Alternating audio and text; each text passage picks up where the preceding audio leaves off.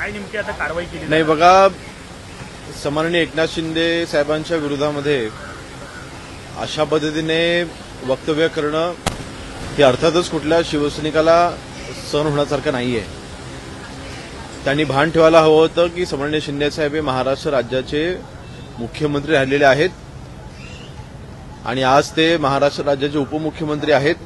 याचं भान हे कुणाल त्या व्यक्तीने ठेवायला हवं होतं. परंतु नक्कीच मी सर्व शिवसैनिकांना आवाहन करेन आपल्या माध्यमातून, जी कोणी ही व्यक्ती आहे त्याच्यावरती कायद्यानुसार ही कठोर कारवाई ही केली जाईल. अर्थातच याच्यामध्ये घटना कधी घडलेली आहे त्याच्यावर माहिती घेत आहोत. कुणाल कामराचं सध्या लोकेशन ट्रेस करायचं देखील काम चालू आहे. सध्या तो कुठे आहे ह्याचं अजून आपल्याला माहिती नाही, परंतु त्याचं लोकेशन तपासण्याचं काम सुद्धा चालू आहे. गुन्हा दाखल करण्यात आला आहे. शिवसेनेच्या राहुल कराड यांच्यासह अनेक नेत्यांवरती सुद्धा गुन्हा दाखल झालेला आहे. तोडफोडीचं समर्थन करता का आणि त्याच्यावरती कारवाई होणार का शिवसेनेच्या नेत्यांवर?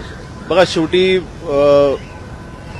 कायदा हा सर्वांसाठी सारखा आहे, परंतु शिवसैनिकांच्या भावना देखील आपण समजून घेतल्या पाहिजेत की अशा पद्धतीने जर का भडकाऊ भाषणं करून किंवा भडकाऊ असे व्हिडिओ व्हायरल करून जर का अशा पद्धतीने अपमानास्पद जर का कुठले व्हिडिओ व्हायरल होत असतील किंवा वक्तव्य केली जात असतील तर शिवसैनिकांच्या प्रतिक्रिया येणं हे साहजिक आहे.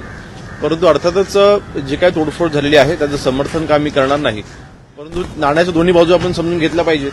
नाही ठाकरेंच्या शिवसेनेकडनं प्रश्न विचारला जातो की कायदा सुव्यवस्थेचं नेमकं काय. जर अशा प्रकारे आणि कुणाल कामराचं असं म्हणणं आहे की मी संविधान हातात घेऊन सांगतो की मला हे बोलण्याचा किंवा हे सादर करण्याचा अधिकार आहे. कायदा सुव्यवस्थेचा प्रश्न बद्दल उबाटाच्या कार्यकर्त्यांनी किंवा त्यांच्या नेत्यांनी आम्हाला सांगू नये. उद्धवजी मुख्यमंत्री असताना महाराष्ट्रामध्ये ज्या ज्या घटना घडल्या आहेत ते संबंध जगासमोर आहेत.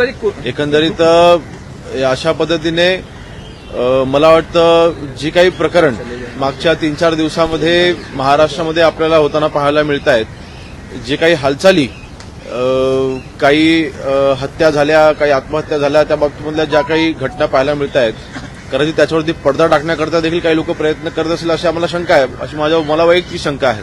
म्हणून त्या दृष्टीने देखील आम्ही तपासाचं काम करू. संविधान हातात घेऊन ते म्हणतात की मला हे सगळं बोलण्याचा अधिकार आहे.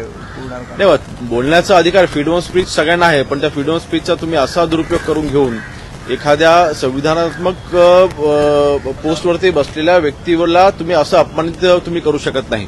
आणि म्हणून मला वाटतं योग्यरित्या त्याच्यावरती कायदेशीर कारवाई केली जाते.